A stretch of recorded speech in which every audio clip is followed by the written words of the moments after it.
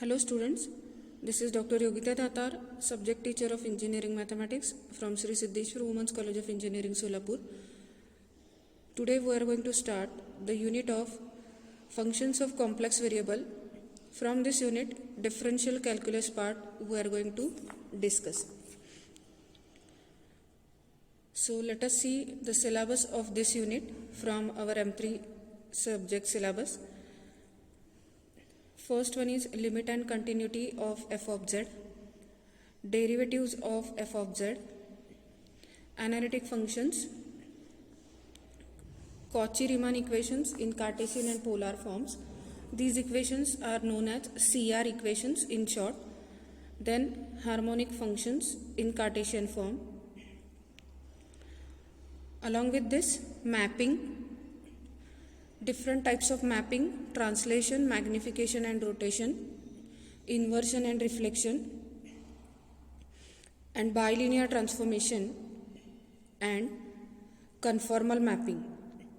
So out of these points, from exam point of view, analytic functions, CR equations, harmonic functions, mapping, all these types, and bilinear transformations. These points are very important.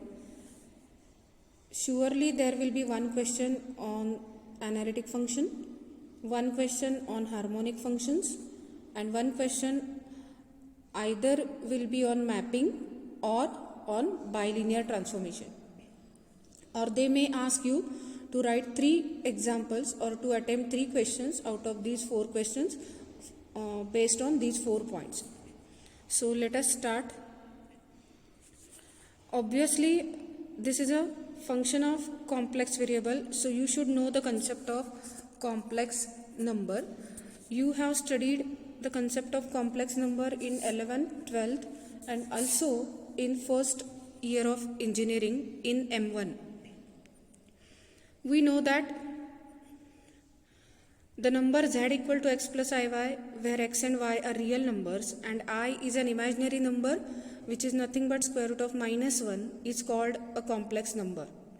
Here x is real part of z and y is imaginary part of z. Its conjugate is given by z bar, which is nothing but x minus iy. So to find the complex conjugate of the given complex number, we just change the sign of imaginary part and not the real part. In polar form, every non-zero complex number can be expressed as z equal to r into bracket cos theta plus I sin theta, where r is equal to square root of x square plus y square and theta equal to tan inverse of y upon x. And also in exponential form, we can write z as r into e raised to I theta. So in this way, you can write the complex number in Cartesian form as x plus iy, in polar form as r into cos theta plus I sin theta, and in exponential form as r e raised to I theta. So this is the basic concept all of you should know while moving forward in this unit. Now we will see what is a complex function. Z equal to x plus iy is called the complex variable. A complex function is a function that is defined for complex numbers in some set S and it takes on values which are nothing but the again complex numbers.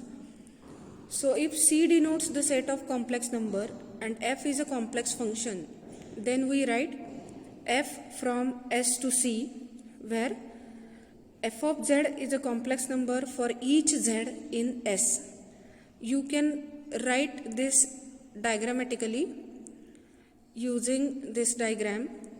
Here z equal to x plus iy is from the z plane.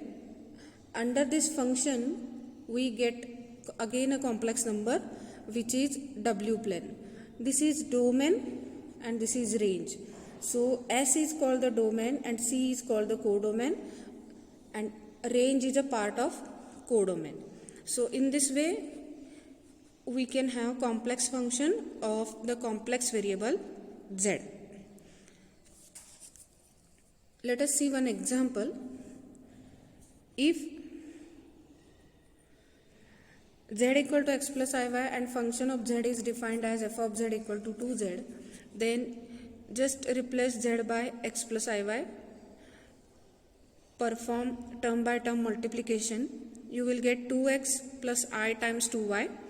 Here 2x is a real part which is denoted by u, and 2y is imaginary part which is denoted by v. So u plus iv is again a complex number and it is denoted by w. So real part of f of z is u, which is 2x, and imaginary part of the function f of z is v, is 2y.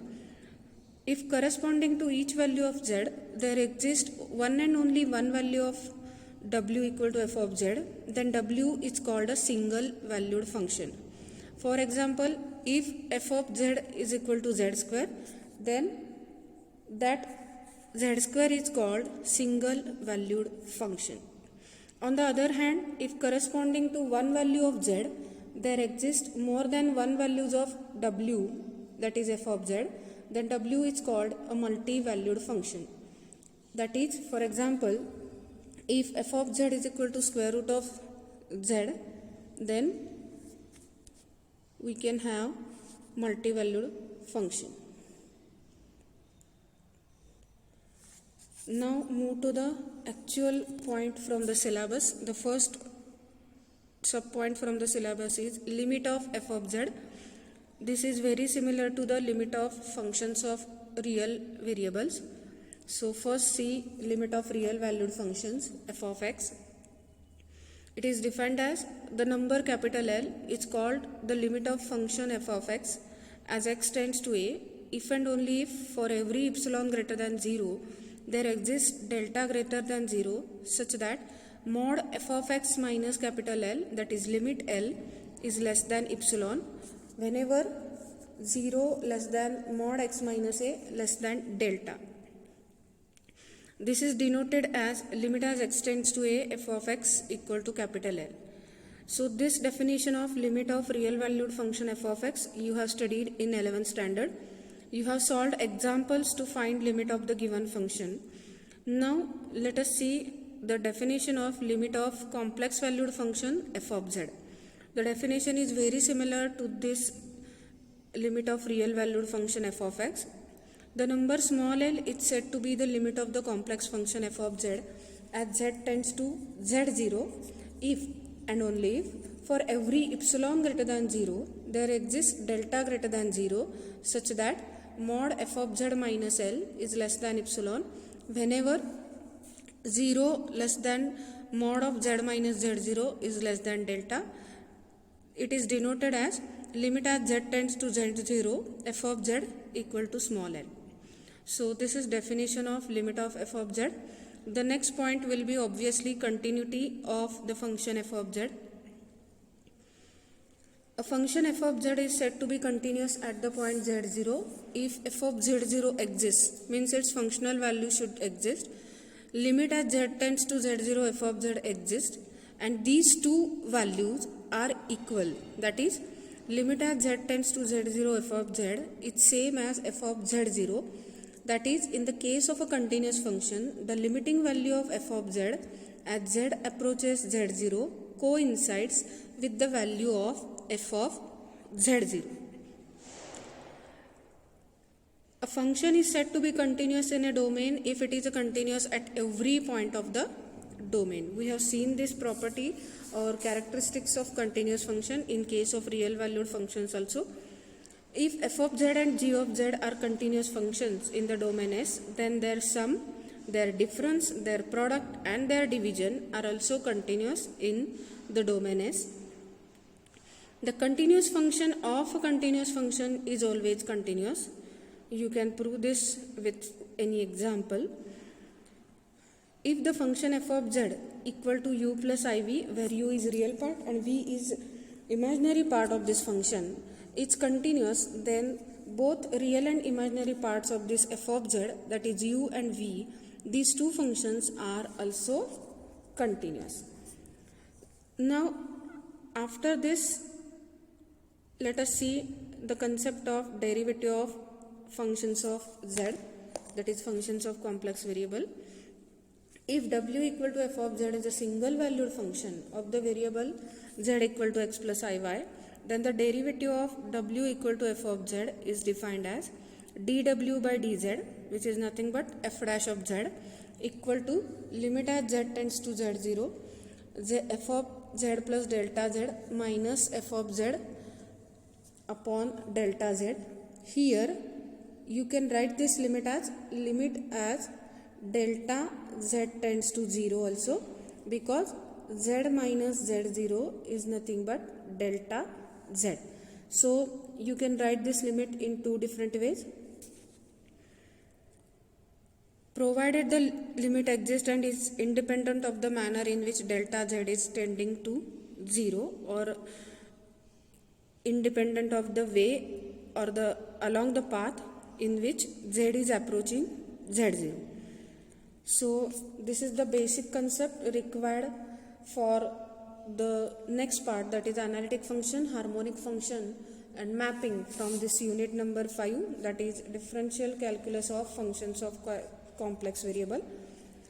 Till then, go through these basic concepts and have a nice time.